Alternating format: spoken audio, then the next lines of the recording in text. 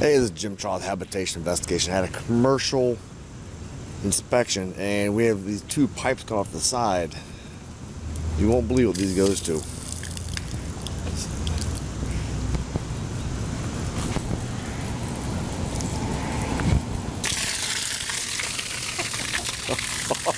That is the sump pump that's spewing out water.